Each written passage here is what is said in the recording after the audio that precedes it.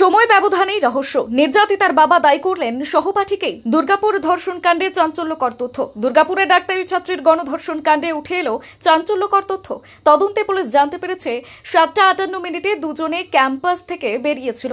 8:42 নির্যাতিতার সহপাঠী একা ফিরে আসেন। বেরোনোর গেটে 5 থেকে 6 মিনিট ঘোরাঘুরি করার পর আবার 8:48 বেরিয়ে যান।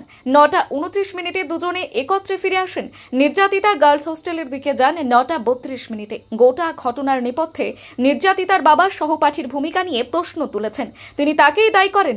নির্যাতিতার বাবার বক্তব্য, মেয়েকে ভুল বুঝিয়ে মেডিকেল কলেজ থেকে দুর্গাপুর গভর্নমেন্ট কলেজের দিকে ফাঁকা রাস্তায় নিয়ে যাওয়া হয়।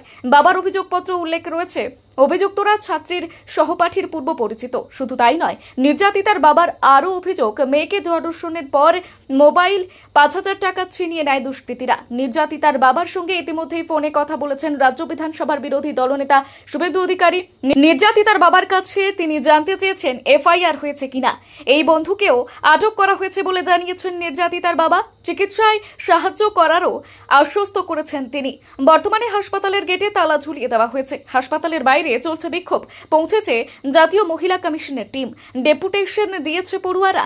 ওড়িশায় জলেশ্বর থেকে বাংলায় ডাক্তারি পড়তে এসে ভয়াবহ অভিজ্ঞতার শিকার 2য় বর্ষের ছাত্রী। জানা যাচ্ছে, রাতে হোস্টেল থেকে বাইরে বেরিয়েছিলেন খাবার কিনতে। রাস্তায় সহপাঠীর সঙ্গে দেখা হয়। ওই সহপাঠীর সঙ্গে ফুচকা খেয়ে ফিরছিলেন। অভিযোগ, হাসপাতালের পেছনে জঙ্গলে টেনে নিয়ে গিয়ে ওই ছাত্রীকে গণধর্ষণ করা হয়।